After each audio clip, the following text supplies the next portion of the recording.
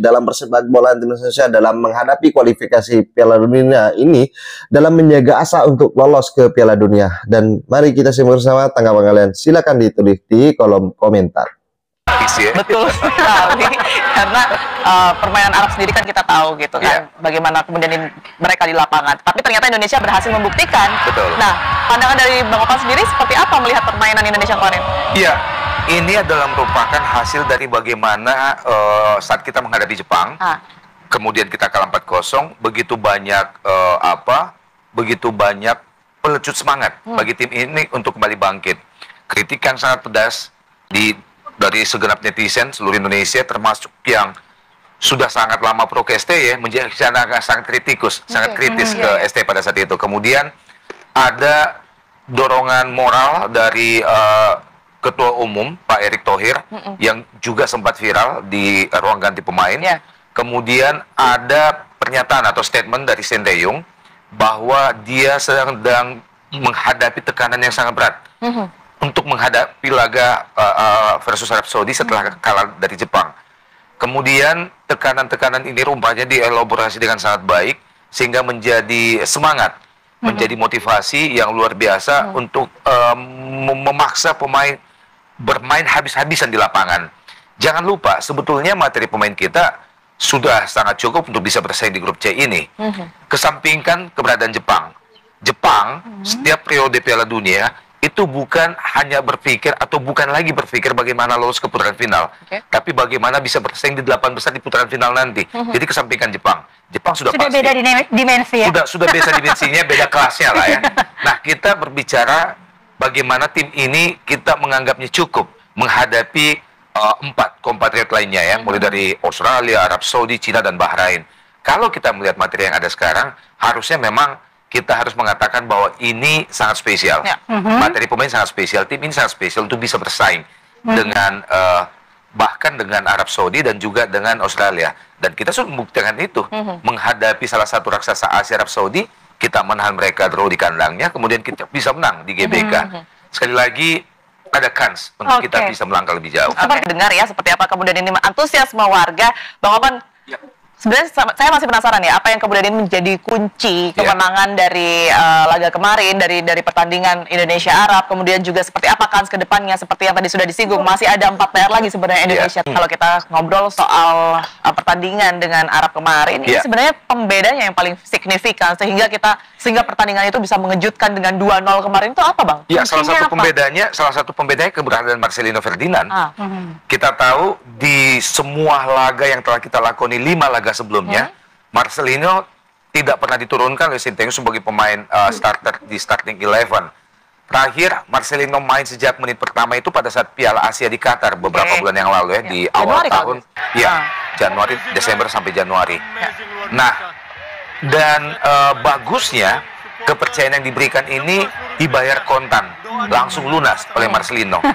Ini yang pertama kalinya saya melihat Marcelino bermain sangat sempurna di timnas Indonesia, terutama di level senior, tidak pernah melakukan kesalahan sama sekali, dan juga bermain sangat eksplosif, dan rupanya keberuntungan lain yang diberikan oleh Marcelino dan juga Sinteyong sepertinya memberikan keleluasaan kepada Marcelino untuk bermain dengan berimprovisasi. Tidak jarang kita melihat Marcelino turun membantu pertahanan.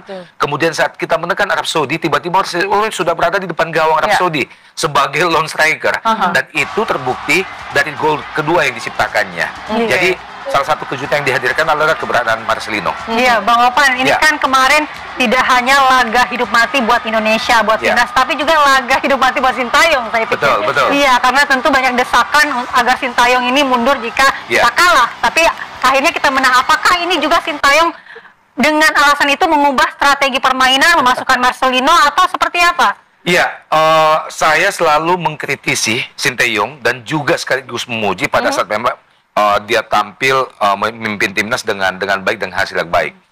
Nah, kalau salah satu kritik yang saya selalu berikan ke Sinteyong adalah saya menganggap bahwa Sinteyong adalah pelatih yang sangat konsisten dan dengan ketidakkonsistenannya, terutama dalam menurunkan susunan pemain. Suka kasih dan kejutan tiba-tiba ya. Betul. Nggak terbaca ya Bang? Iya betul. Kita tidak pernah melihat Sinteyong menurunkan pemain yang sama. Kita berbicara tentang the winning team, berbicara tentang starting 11 atau 11 poin pertama yang turun sejak kick off babak pertama. Nah kita tidak pernah melihat Sinteyong menurunkan pemain yang sama.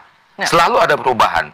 Bahkan tidak jarang Sinteyong berani menurunkan pemain debutan yang belum pernah bermain bersama tim ini sebelumnya, baru bergabung beberapa hari, pemain yang baru dinaturalisasi misalnya. Nah, kalau kita melihat itu, maka seharusnya Sinteyong tidak bergeming pada pemain yang diturunkan saat kita bisa menahan imbang Arab Saudi di kandang mereka, atau saat kita bisa menahan tim kuat lainnya, Australia di kandang kita di GBK. Tim yang turun sebagai starting 11 saat kita menahan Australia menurut saya salah satu tim terbaik yang kita miliki pada saat itu. Tapi kemudian saat kita away ke Bahrain, tim itu berubah ya di babak pertama. Tidak sama lagi. Kemudian pada saat kita tandang ke Cina, tim itu juga berubah lagi. Nah, kemarin saat menghadapi Arab Saudi, menurut saya ini adalah starting 11 terbaik yang kita miliki. Pemain yang kita turunkan di 11 pemain pertama kita turunkan sejak menit awal adalah pemain-pemain yang sudah pernah bermain dan sering bermain bersama sebelumnya. Tidak ada debutan di situ. Kemudian mereka sudah memiliki chemistry satu dengan yang lain, sudah sangat saling memahami. Kemudian pemain-pemain yang diturunkan sebagai starting 11 kemarin adalah menurut saya pemain yang terkuat di posisi masing-masing yang kita miliki saat ini. Bang, kalau Indonesia akan bertahan dengan strategi seperti itu, dengan kondisi yang tadi sudah diceritakan oleh Bang Opan, akankah kita bisa menembus 4 laga lainnya seperti yang kemudian tentunya diharapkan oleh masyarakat Indonesia? Ya, yang pertama ingin kita tekankan di sini, semoga Sinteyong tidak mengubah the winning team. Filosofi sepak bola, never change the winning team. Nah, the winning team kita kemarin adalah 11 pemain pertama yang diturunkan sejak kick-off lawan Arab Saudi. Minus tentunya Hafner. Justin Hafner sudah mendapatkan kartu merah. Artinya butuh satu pemain yang bisa menambal ketiadaan Hafner di situ. Nah, yang kedua adalah Sinteyong agar lebih menekankan kepada seluruh pemain untuk lebih bisa menahan emosi, bisa mengendalikan emosi saat bermain. Karena ada 7 pemain selain Hafner, ada 7 pemain kita, 7 pemain inti loh, yang terancam akan mendapatkan akumulasi kartu saat menghadapi Australia nanti. Nah, jika itu terjadi, maka tentu akan sangat merugikan kita di 3 laga terakhir nanti setelah melawan Arab Saudi. 7 pemain itu tidak tanggung-tanggung, antara lain penjaga gawang Martin Paes, Jay Itzes, termasuk Marcelo Ferdinand dan juga Verdong.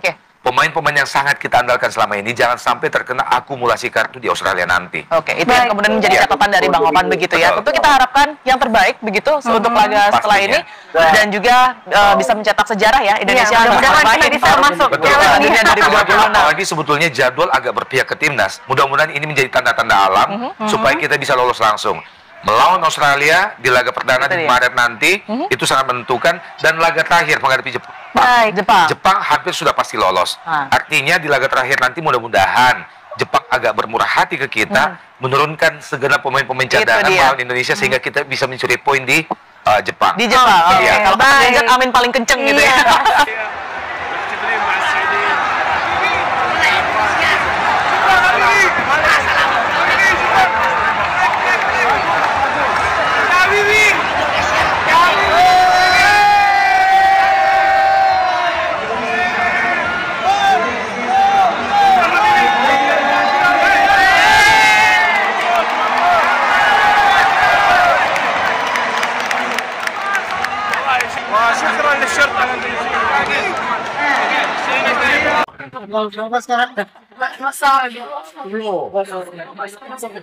Kosong.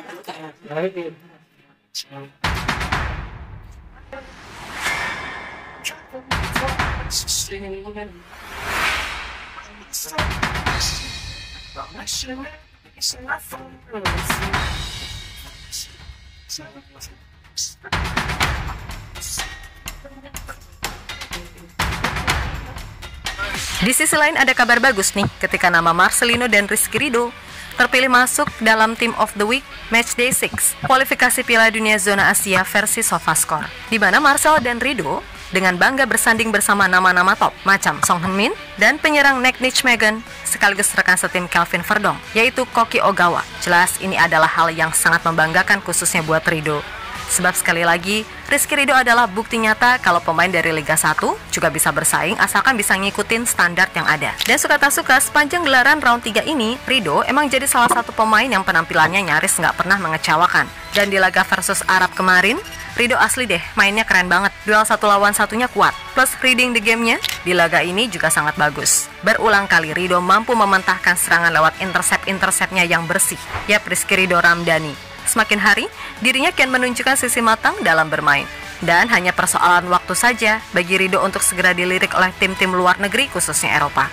Bagaimanapun, Ridho adalah orang yang sukses mencuri hati Shin Tae-yong sejak hari pertama dan gak pernah pergi sampai gak terasa. Kini Caps-nya bersama timnas senior udah 42 kali di usianya yang masih 22 tahun. Intinya, soal kualitas, Rizky Ridho memang terlalu mewah bagi ukuran pemain Liga 1. Maka dari itu, tanpa mengurangi sedikit pun respek kepada klubnya saat ini Persija, Rizky Ridho amat sangat layak untuk segera abort, bahkan ke tanah Eropa agar semua potensi terbaik yang ada dalam dirinya bisa keluar. Sementara itu, meskipun berhasil menang, namun perlu diingat juga kalau jalan masih jauh, sehingga bagaimanapun para pemain gak boleh terlena. Dan ada baiknya mereka mendengarkan ucapan Jurgen Klopp yang kebetulan kemarin sempat mampir ke Indonesia. Yap, semua orang tahu kalau Klopp adalah pria atau pelatih yang terkenal sangat bisa membakar semangat lewat kata-kata motivasinya. Maka dari itu Klopp sendiri pernah berujar kalau untuk menjadi sukses, konsistensi adalah hal yang utama. Selain itu, Klopp juga berpesan jika dalam sepak bola, persatuan adalah hal yang utama. Oleh karenanya hal tersebut sangat wajib diperhatikan semua elemen timnas mengingat tim ini cukup banyak dihuni pemain baru sehingga chemistry adalah tantangan terbesarnya. Sepak bola terbaik selalu tentang ekspresi emosi. Penampilan buruk dapat terjadi bahkan dengan pemain baru. Siapapun dapat memiliki hari yang baik, tetapi Anda harus dapat melakukan yang terbaik di hari yang buruk. Persatuan adalah yang utama. Saya hanya memiliki satu pemahaman tentang cara meraih kesuksesan dan keberhasilan, yakni melangkah satu demi satu. Untuk menjadi sukses, Anda perlu hasil berturut-turut. Anda tidak bisa menang, kalah. Tapi dari semua itu, yang terpenting kita harus bermain sepak bola dengan bebas dan berjuang dengan penuh semangat. Ucap pria asal Jerman tersebut dikutip dari Reuters.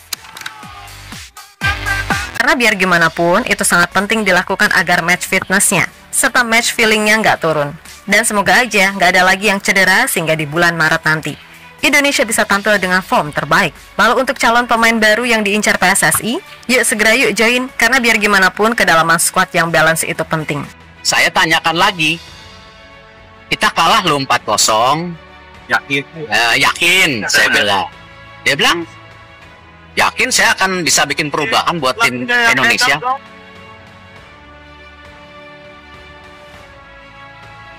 Nah, bagi yang Liga 1 gimana? Gak usah minder. Contoh tuh Rizky Ridho, yang tetap bisa menjaga standar tinggi, walaupun untuk sekarang cuma main di Liga 1. So, sekali lagi, tetap semangat dan sukses selalu Garuda. Oke sahabat Garuda, saya rasa cukup statement kali ini. Jadi bagaimana tanggapan kalian? Silahkan ditulis di kolom komentar. Dan jangan lupa like dan subscribe channel ini agar kalian tidak ketinggalan informasi penting khususnya timnas Indonesia. Salam sepak bola keren, salam sepak bola bersih. Garuda Jaya bersama saya. Salam olahraga.